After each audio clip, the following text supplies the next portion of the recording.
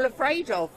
I mean, there's old people, young people waking up in the morning and all they've got on their mind is what's happening in this country, what's happening to us. 40,000 paramedics have just walked off the job.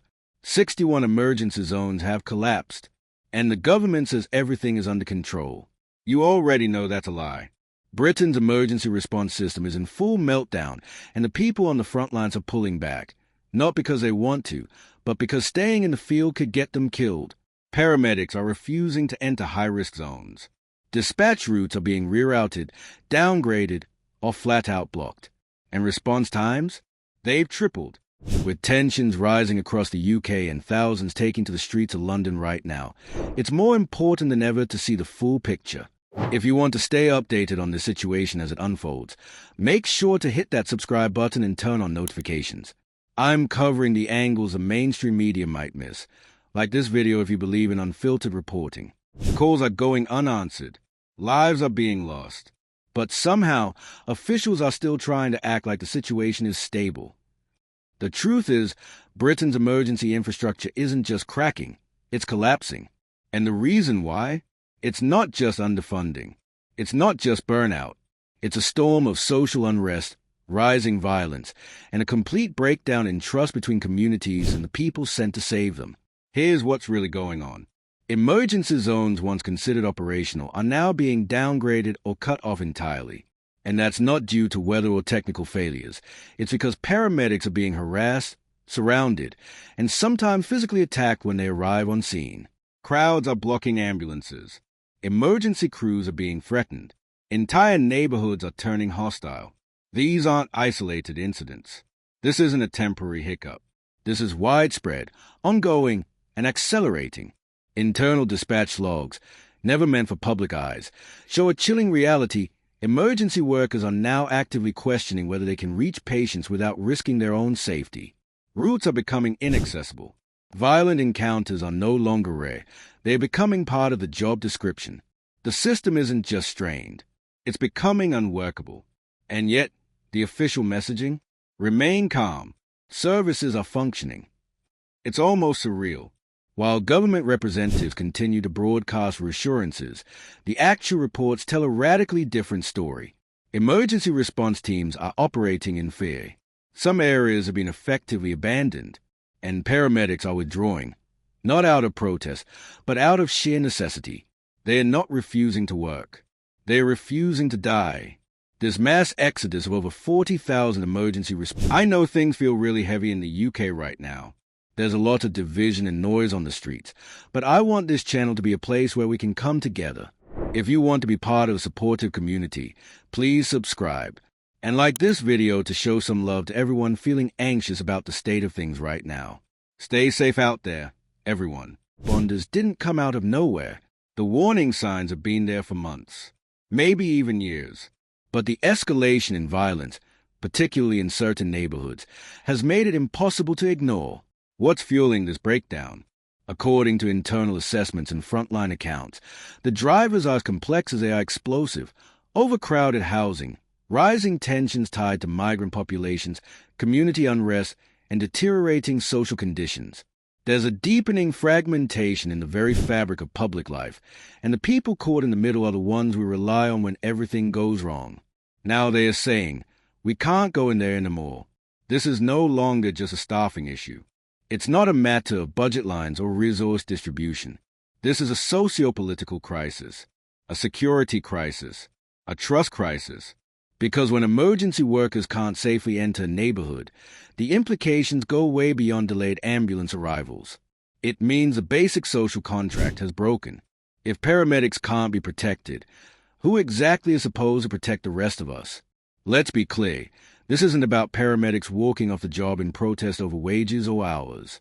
This is about survival, about being sent into communities where the risk of being attacked is high and backup is uncertain. These are professionals trained to deal with trauma, chaos, and crisis, but even they have limits, and the line has been crossed. The government's refusal to publicly acknowledge the scale of the problem is only making things worse. There's a fundamental disconnect between the people on the ground and the people in power. Dispatch teams know what's happening. Emergency crews see it firsthand. But the political response? Denial, deflection, and shallow reassurances. According to internal communications, the emergency services are in a state of quiet panic. The system is being patched together with temporary measures, rerouting calls, downgrading zones, avoiding certain areas entirely. But those fixes can't hold forever. They are losing ground faster than they can cover it. And it's not just about logistics anymore. The psychological impact on emergency responders is devastating. Every shift begins with a question: will I make it back safe? That kind of fear changes everything, from how decisions are made to how quickly help can arrive. And the public? They are paying the price. People in need of urgent care are waiting longer and longer, if they get help at all. In the most affected areas, emergency calls are being diverted, downgraded, or outright ignored because it's too dangerous to respond. That's not just a delay. You've seen the headlines, but the atmosphere down here is completely different. Subscribe so you don't miss the raw footage I'm releasing later this week, and like this video to help push this unfiltered reporting up the algorithm. That's a denial of service.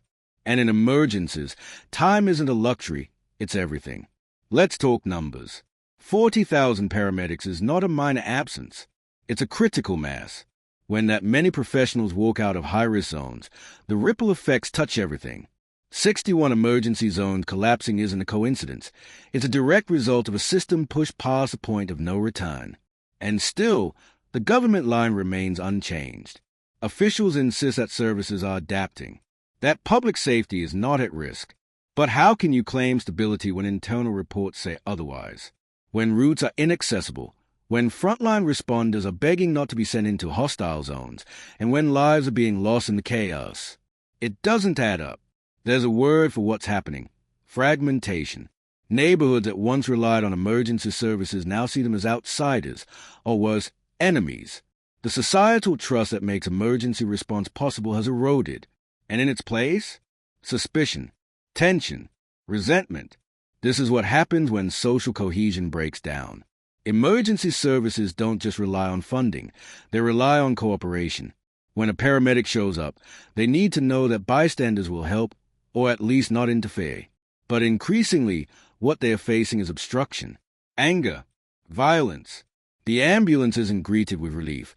It's treated like an invasion. That shift is dangerous, not just for responders, but for everyone.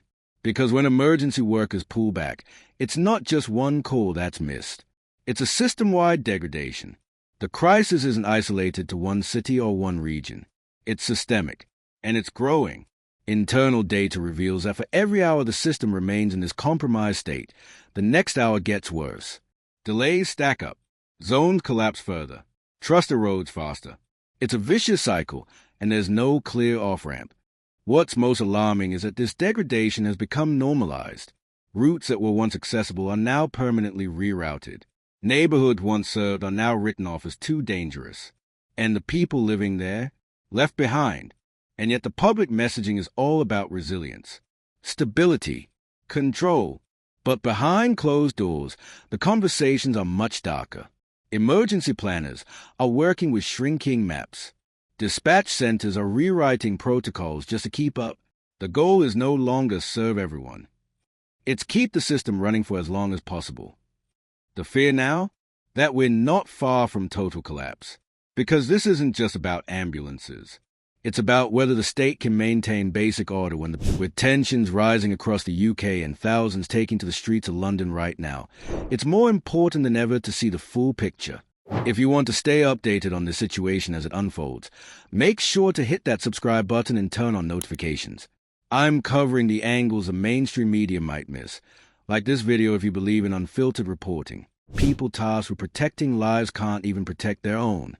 And once that line is crossed, getting it back becomes exponentially harder. There's an old saying, emergencies reveal the strength of society. Right now, Britain's emergency system is revealing just how fragile things have become. So what's next? Without immediate, reality-based intervention, without acknowledging the social drivers of this crisis, the situation will deteriorate further. There's no patch that can cover this level of structural rot. It requires more than press briefings. It needs transparency, resources, and a complete strategy that prioritizes safety, not just for the public, but for those sent to save them. Because if paramedics won't go in, the question is no longer what happens if something goes wrong. The question becomes, who's left to respond when it does? This isn't just an emergency. It's a warning, and the clock is already ticking. If this breakdown doesn't scare the people in charge into action, it's hard to imagine what will. Thanks for watching. If you want more coverage of major systemic failures, viral PR disasters, and the stories no one wants to touch, hit that like button, drop a comment with your take on this crisis, and don't forget to subscribe for more breakdowns like this one. Your support helps keep these stories in the spotlight, where they belong. Here's the thing. When 40,000 paramedics walk off the job, it's not a negotiation tactic. It's not a bluff. That's a white flag being raised by an entire workforce, professionals who have seen the absolute worst of what society can throw at them, and they are saying, we can't do this anymore. They've been pushed to their limits, not just physically, but morally. And now, they're done. Because this isn't a debate about pensions or pay scales. This is about rolling into a neighborhood and being surrounded before you can even reach your patient. It's about fearing the crowd more than the emergency itself. It's about dispatchers giving warnings with every call, like, approach with caution, potential hostility. That's become standard protocol. And if you're asking, how did it get this bad? You're not alone. There was a time when the uniform still meant something, when seeing an ambulance in the street meant help was on the way. Now, in some areas, it's seen as provocation. Resentment is boiling over, trust is eroded, and public cooperation, the foundation of emergency response, is crumbling. But don't expect a press conference about that, because the people in charge are still pretending this is a coordination issue. Like maybe with better GPS and a few recruitment campaigns, we'll be back on track. Meanwhile, internal logs show entire routes being permanently abandoned. Zones downgraded to the point where they are not even considered safe for basic access. And responders are being told to wait for police escorts when there's even police available. That's not efficiency. That's desperation. And while those in Westminster might be sleeping soundly, the people in dispatch centers sure aren't. They are watching it fall apart in real time. They are logging call after call with no available unit. They are rerouting urgent cases because the area is flagged too hot. And worst of all, they are telling families, we're doing everything we can. Even when they know that's no longer true. That kind of emotional damage, on both sides, doesn't heal easily. And here's where it gets even uglier. This isn't just about the danger on the streets. It's about the silence in government offices. Internal reports are crystal clear. Things are unraveling. The data doesn't lie. But politically, there's no appetite to admit failure. Acknowledging the depth of this crisis would mean confronting some uncomfortable truths, that austerity gutted public services, that social cohesion has been left to rot, that warnings were ignored until the system finally broke. So instead, we get vague reassurances, hollow phrases about resilience and commitment to safety. Meanwhile, on the ground, emergency responders are writing their resignation letters or simply refusing calls to certain areas. Not out of protest, but because they've run out of options. And this, right here, is a breaking point. Because it's not just that paramedics are leaving. It's why they are leaving. They didn't sign up to be the targets of mob aggression. They didn't train for years just to be sent into areas where they are chased out, blocked from helping, or outright attacked. These are people who spend their careers running toward danger. And now they are saying, it's not worth it anymore. You don't come back from that easily. And let's not pretend like this is happening in a vacuum.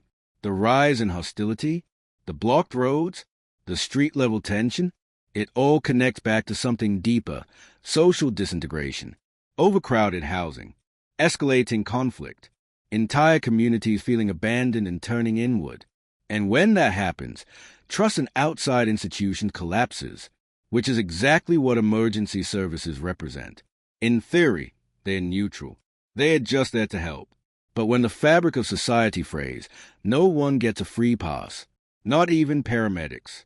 And it's not just the people in these neighborhoods who suffer. It's everyone. Because when zones collapse, the surrounding areas absorb the impact. Rerouted calls stretch resources thinner and thinner. Delays multiply. Response times balloon. The entire network groans under the pressure. You've seen the headlines, but the atmosphere down here is completely different. Subscribe so you don't miss the raw footage I'm releasing later this week, and like this video to help push this unfiltered reporting up the algorithm. And eventually, it snaps. We're not talking about a possible future scenario. We're already there.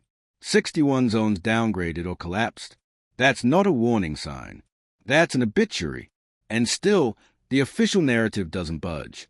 It's easier to pretend the wheels are turning smoothly than to admit the entire engine has seized up. It's easier to issue talking points than to address the uncomfortable fact that public safety is now conditional, based on where you live and how safe it is for responders to reach you. That is not how emergency services are supposed to work. But here we are. The trust between responders and the communities they serve has been so corroded, some neighborhoods are now classified, informally, of course, as no-go zones. That's a quiet part no one wants to say out loud. Not the government, not the media, but inside emergency service briefings, it's understood. Certain places are just too risky. So what do you do when help can't come? That's a new reality for growing parts of the UK. And unless something changes fast, more areas will join the list. It doesn't help that frontline workers feel abandoned, not just by the public, but by the institutions they serve. They've raised the alarm. They reported the threats. They begged for more support, more security, more honesty. And what have they gotten in return? Spin. This is how trust erodes. First between the community and responders, then between the responders and their own leadership, and finally, between the public and the entire system. That's when everything starts to break down. And it is breaking down. Dispatch times have tripled in some areas. Crews are being told to avoid certain streets. Emergency routes are physically blocked by angry crowds. And yet somehow the government line is, we're handling it. If this is what handling it looks like, what does failure look like? Here's what no one wants to admit. The spiral has already started. Every time a zone collapses, it increases pressure on the next one. When one crew refuses to go in, another crew gets stretched thin covering 2 areas. Then 3. Then 4. And the burnout spreads. Fatigue turns into fear. Fear turns into paralysis. And the system starts to cannibalize itself. You cannot run a national emergency response system on vibes and public relations. But that's exactly what's happening. What's being called a temporary adjustment is really a desperate workaround. What's being sold as increased safety protocols is a veiled admission that entire communities have become too volatile to serve. And here's the cruel irony.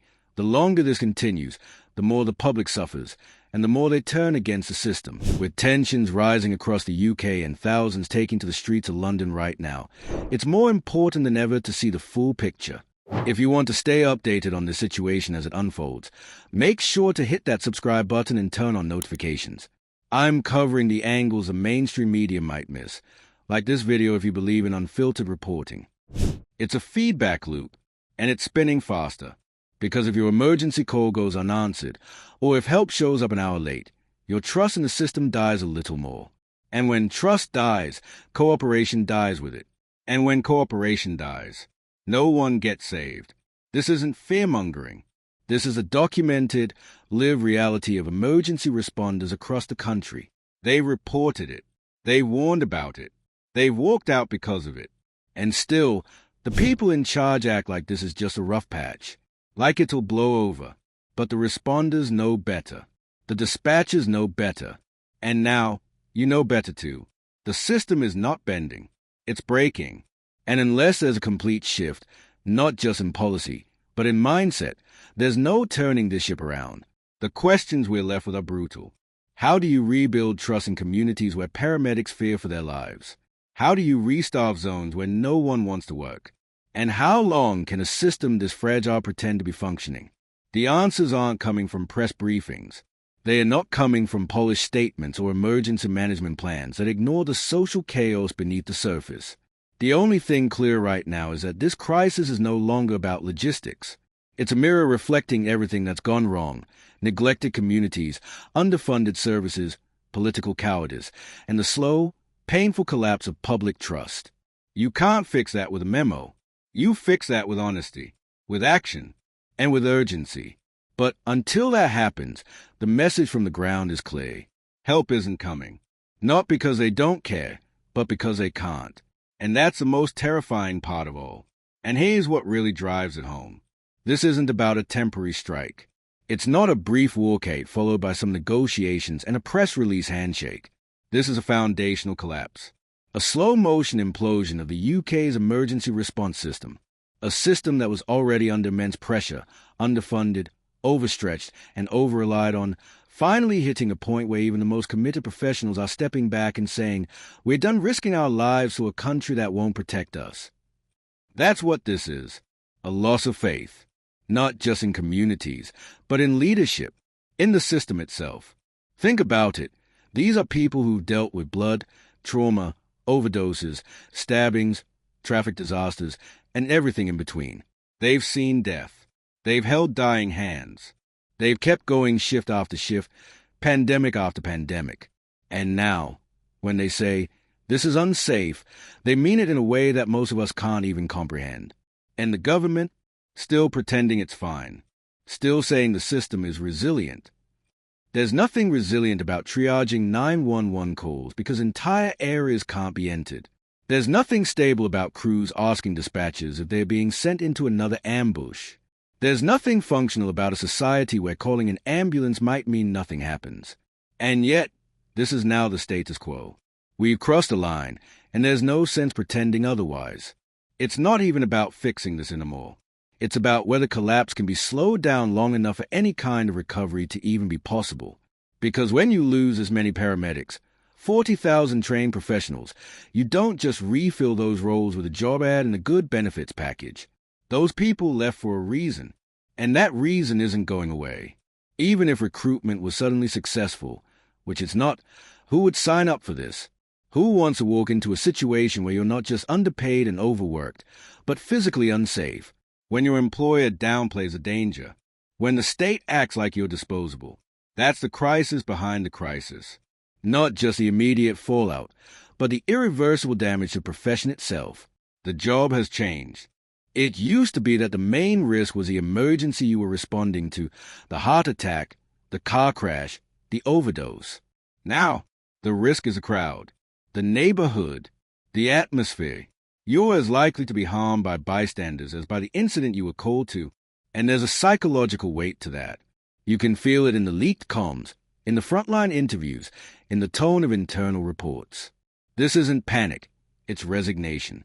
There's a kind of weary silence that comes when people realize no help is coming, that no one's listening, that they're being asked to keep the illusion going while everything falls apart. That's what emergency crews are living through right now. And it's not just medics. Dispatch centers are reporting breakdowns in coordination. Police escorts, when they're even available, are being pulled in 5 directions at once. Some ambulance trusts are quietly reallocating coverage just to stop gaps in the system, even if it means cutting off coverage to other areas. It's not a strategy. It's triage. One internal report even described the entire network as functionally unsustainable. That's bureaucratic speak for the wheels are off the bus. You can't sustain a network where large parts of the country are blacklisted due to violence and hostility, and the people sent to save lives are running for their own. But instead of a national emergency response, we get more spin. We get more empty statements about commitment to public safety, while the system rots underneath. And let's not ignore the root causes. What's fueling the hostility on the ground isn't random. It's tied to years of rising inequality, failing infrastructure, overcrowded housing, and government neglect. Areas with limited resources, long histories of tension, and next to no support. Those are the same places now marked as high-risk zones for emergency responders. So the cycle repeats. Neglect leads to resentment. Resentment leads to unrest. Unrest leads to danger. Danger leads to withdrawal. Withdrawal leads to collapse. And all of it feeds back into itself. The more emergency services retreat, the more communities feel abandoned.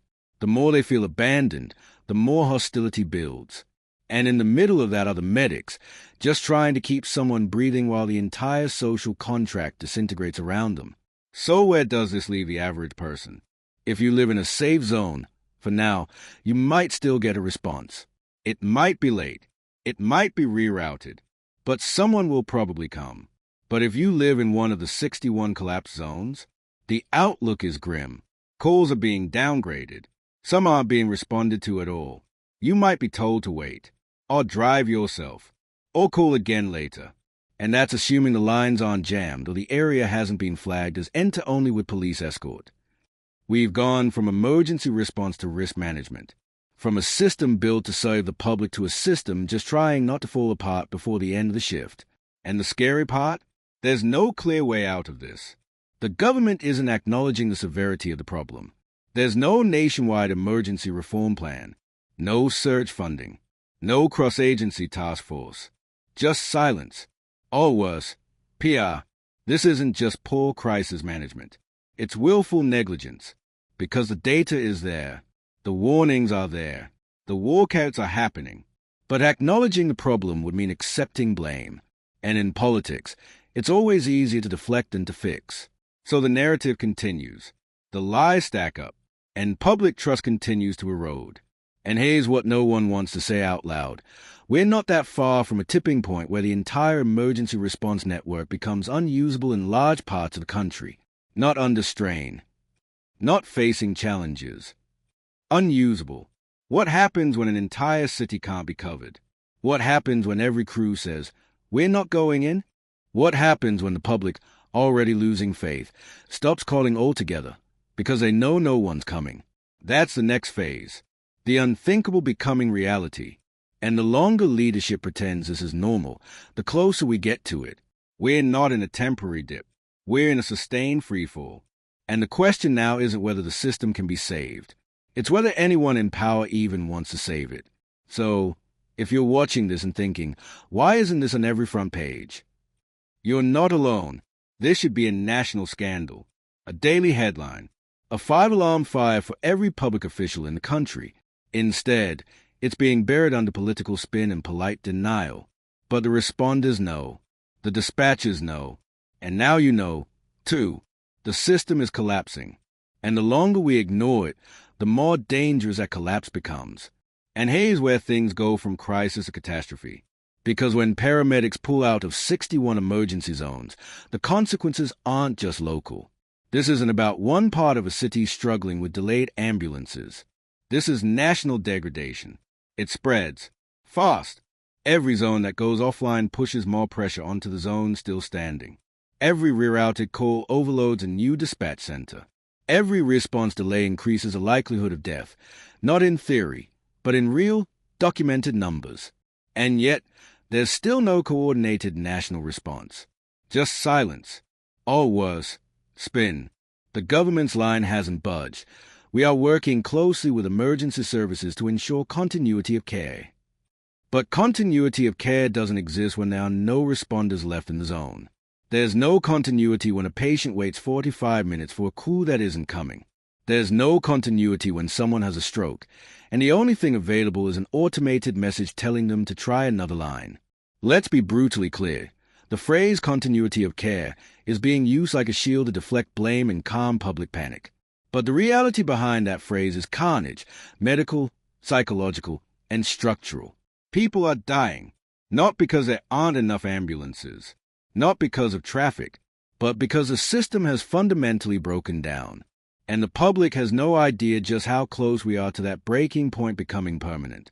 And if you think this is all just temporary, think again. The internal reports show that this isn't a momentary disruption. This is a full-blown, cascading failure. The kind of systemic collapse that doesn't just resolve itself with a new funding package or shift in leadership. You don't just plug in 40,000 paramedics. That's years of training, years of institutional knowledge. Gone. And what's replacing them? Nothing. There's no pipeline, no surge plan, no safety net. Instead, officials are hoping that the public won't notice how bad things have gotten until it's too late to hold anyone accountable. It's not just dishonest, it's dangerous. Because when the public loses faith in emergency services, they don't just lose faith in ambulances. They lose faith in the idea that the system works at all. They stop calling. They stop waiting. They take matters into their own hands. And that leads to even more chaos. We've already seen signs of this. In high-risk zones, community members are now transporting injured people in private cars. Not because they want to, but because they know an ambulance won't show up. That might sound resourceful in theory. In practice, it's dangerous, chaotic, and sometimes fatal. And it should never have come to this. But when crews say we can't go in, and officials say everything's fine, who do you believe? Because one of them is living the truth, and the other is managing optics. And here's something no politician wants to talk about: the mental toll this is taking on responders who haven't walked yet. The ones still showing up, still trying, still rolling out every shift into danger zones where they might be harassed, blocked, even assaulted, just for doing their job. They are running on fumes. The emotional exhaustion is staggering. When your daily reality involves delaying aid to avoid violence, when you're constantly watching over your shoulder while performing CPR, when every siren might escalate a crowd rather than calm it, you're not doing medicine anymore. You're surviving. And eventually, even the most dedicated reach their breaking point. So, what's the plan? There isn't one. Everything right now is reactive. Zone collapses, rear out. Paramedics walk, pull from another zone. Delay too long? Blame logistics. But all of that is just playing whack-a-mole with a system that's already on fire. What's missing is honesty, an acknowledgement that this isn't just an operations problem. It's a socio-political failure. It's years of defunding, of ignoring social decay, of failing to protect public servants, and pretending communities are fine when they are barely holding together. And every time leadership dodges that conversation, more responders walk, more zones go dark, more people lose faith. And it doesn't stop there, because this emergency response collapse is just the front line of something much bigger. When emergency services fail, other systems follow. Healthcare, policing, fire response, social care, they are all interlinked. And if one pillar falls, the rest don't stand for long. You're not just watching the breakdown of an ambulance service. You're watching the slow death of public safety infrastructure. And the silence around it, that's complicity. This is one of the biggest national emergencies Britain has faced in decades. And it's happening quietly, like a house collapsing in the middle of the night. No alarms, no lights, just a sound of structure giving way. And here's the most sobering part. There's still no sign of reversal, no announcement, no accountability, just continued withdrawal and public confusion. And the longer this goes unaddressed, the more normalized it becomes. Delayed ambulances, well, that's just how things are now. No crews available? Yeah, the system's under strain. Hostile zones? They'll figure something out. But they won't. Not unless the country is willing to admit what's really happening. And until that happens, the quiet collapse continues. So what do we do with that? We talk about it. We don't let it be buried. We don't settle for polished statements and vague reassurances. We hold the narrative up to the light and say, this is unacceptable. Because it is. Thanks for sticking with this story. If you think more people need to hear what's really going on, hit that like button. Leave a comment with your thoughts. We want to hear from the people actually paying attention. And don't forget to subscribe, because the stories they try to bury, we'll keep digging them up. This isn't over. And neither are we.